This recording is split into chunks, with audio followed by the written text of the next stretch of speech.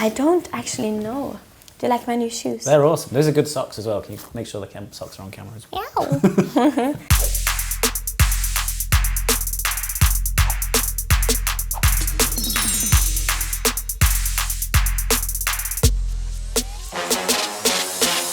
Are you watching NME? We're here with Aurora. How are you, Aurora? I'm very good. Aurora has just released her, what is this, second, third album? What do we call it? Well, in my heart it's the third, Yeah. but in the world it's the second. Yeah. The third step, though. Yes. A different kind of human, step 2. How would you say that it relates to infections of a different kind?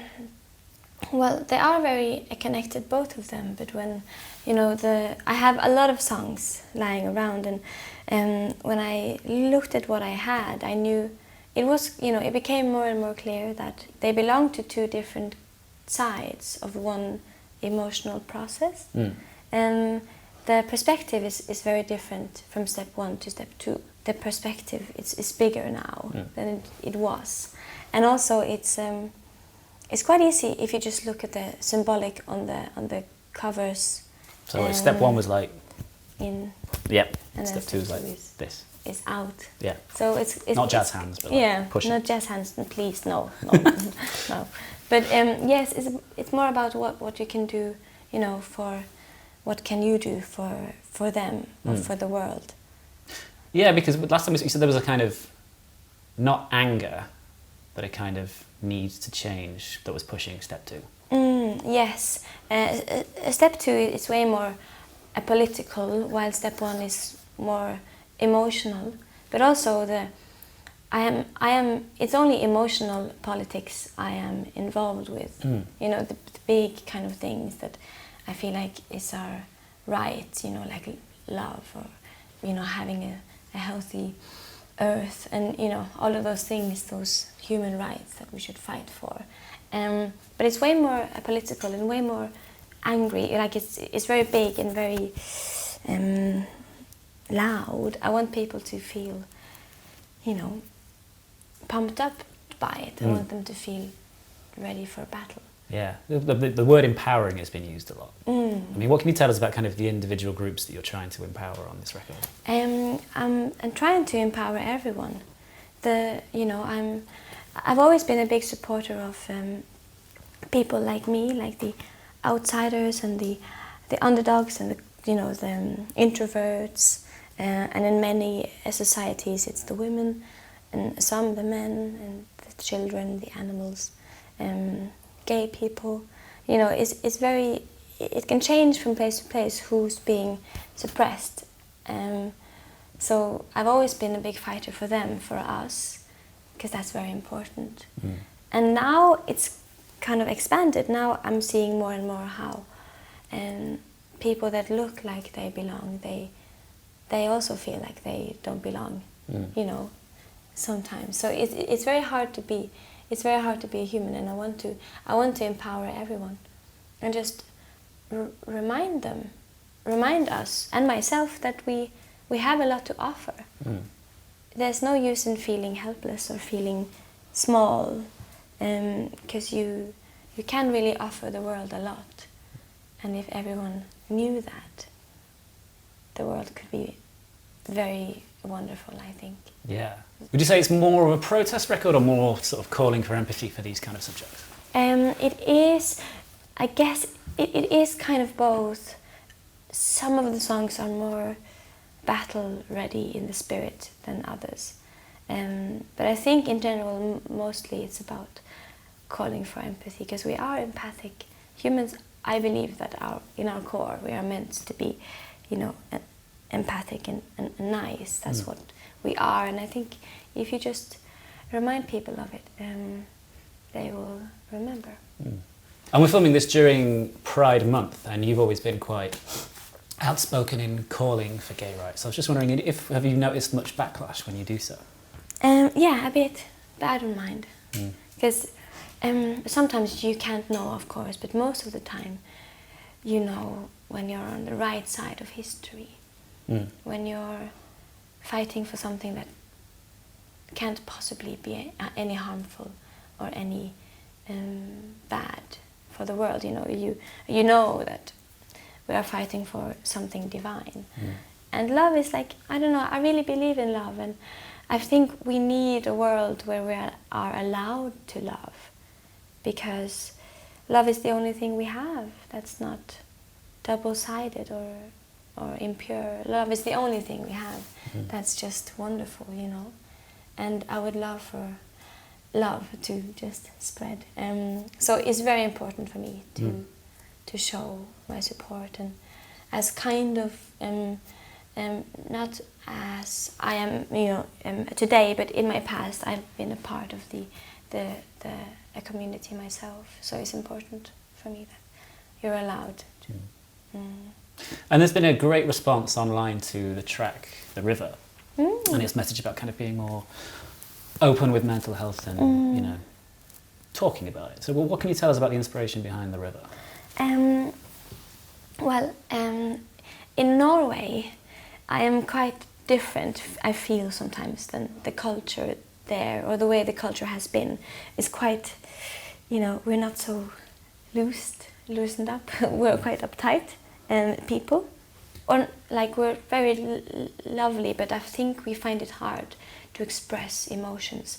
It doesn't come that natural for us. And it's interesting to me to see, especially the bit older generations than myself, how tough it must have been, and many people become alcoholics. They fall into, darker paths because the world doesn't see them. And I've noticed how important it is because people don't like to take the first step. They need someone to kind of push you a bit, and then it becomes easier because you notice that you won't die if you cry a bit or if you talk about your emotions. So it's really important for me, this matter. And I think that, there's a reason why 73% of the suicides on the earth are men, which is, horrible. And when I read that, I was thinking, of course it makes sense, because the world isn't, men are also a victim of the macho culture in a way that we haven't focused on as much as, the way women are also a victim of the macho culture. It's kind of a common enemy we all have, because it's pushing us all way too far. And it's so important to, we have to focus more on this, the emotional education, and telling especially men and women, but especially men in this matter, that it's fine and it's important. And it's just so important to know that you're allowed. I think that's the biggest. So that's why I wrote The River, and that's why it sounds happy, because it's a very positive experience to talk about things, even how terrifying it may seem. Yeah. It's a very positive thing, and after you've cried, especially after I've cried, I feel very nice. It's a very positive thing. And it seems to be a record kind of urging people to live outside of expectations of them. And like the seed kind of seems to be like saying that you don't need to necessarily fit in this capitalist ideology where money is everything. No, you don't. Is that difficult as an artist, like having to sell a product but then also not give a shit? Yeah, it is. And I'm very bad at being smart with money. If people need something, it's very easy to just, which I think you should. You should just, because money is such a strange thing, because you need it to be able to do what you want. But then again, in some ways you don't, And I'm very happy that there is music platforms out there, I guess with commercial, but still where people can find it for free. And it's, it's a huge problem for me actually. I think a lot about tickets. I'm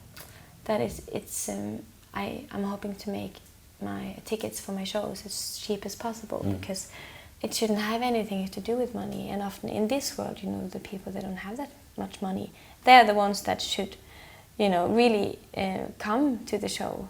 And you're very dedicated. We've talked about this before. You're a very dedicated kind of fan. You call them the warriors and weirdos, am I right? Yeah. I mean, how would you describe that as a tribe? Well, they asked me a long time ago, what do you call us? I thought it was important. I knew, from the beginning of my career that I would make, an album like Step 2, like this album. I knew that one day I would, but I had to begin with, the individual obstacles first, and then we could, expand, if you know what I mean.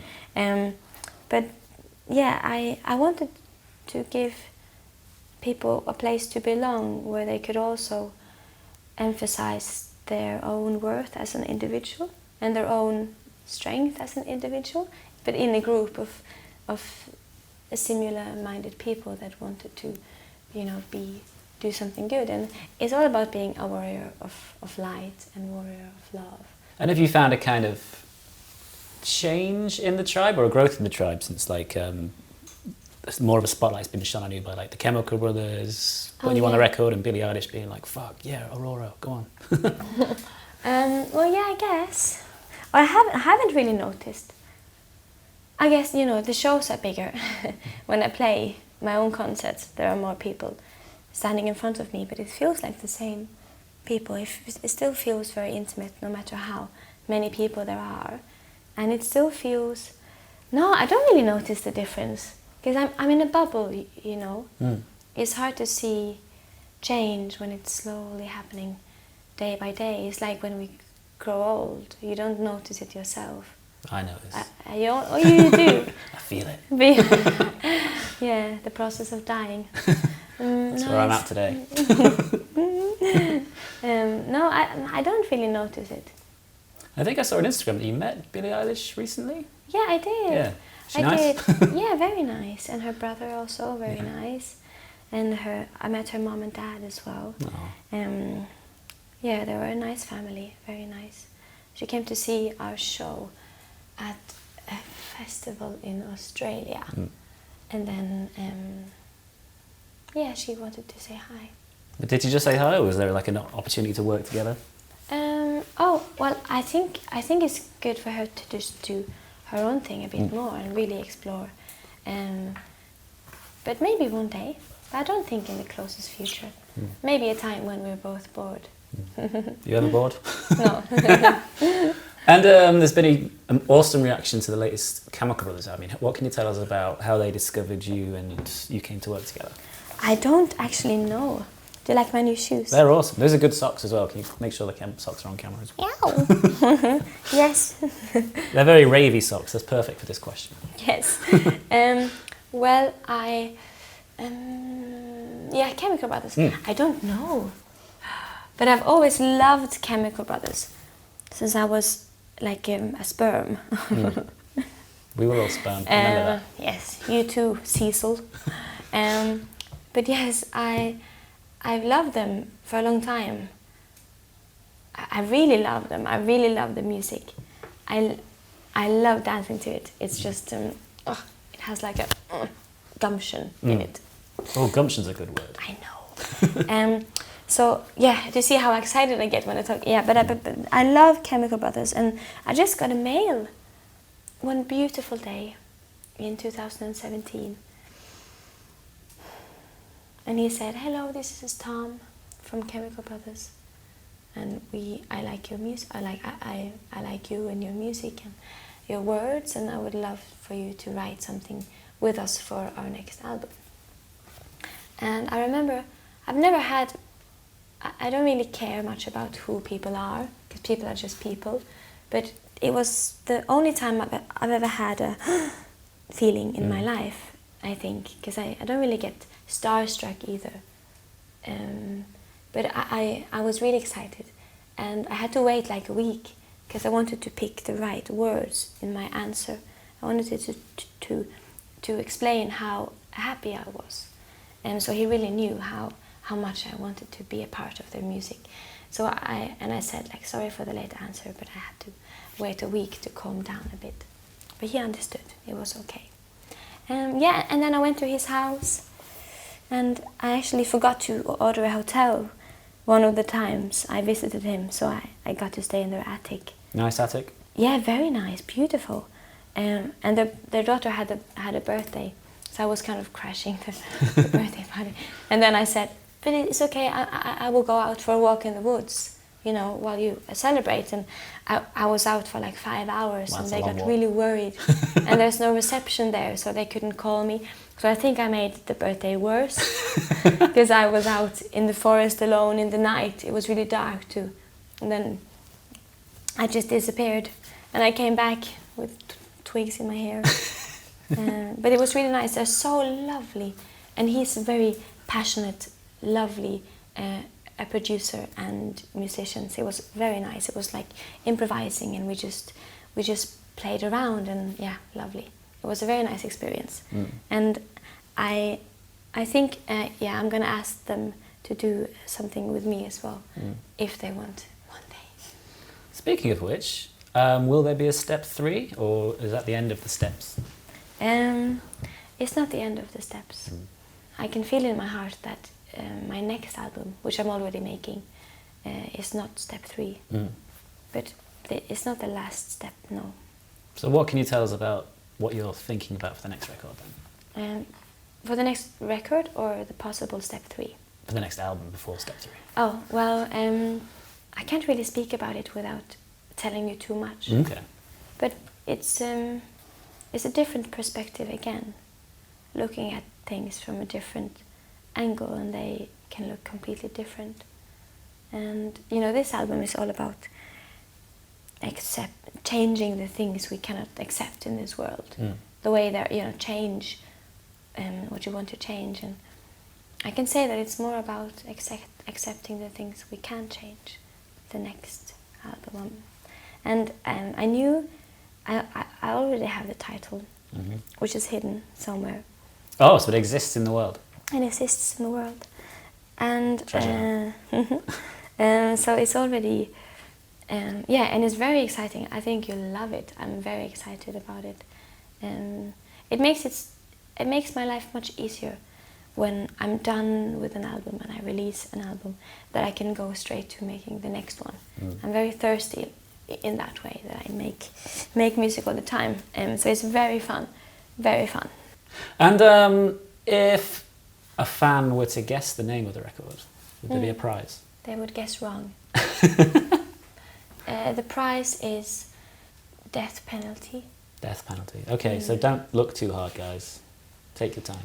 Or you may win like a sponge or something. One of them. It's like a roulette. You win and I turn the wheel and it's like, will he die or will he win a sponge? Very fun. You'll love it. You'll love it. What kind of, like an Aurora branded sponge? Yeah, it's used Wow. by me. That's worrying. Aurora, thank you so much for your time. Thank you. Thank you.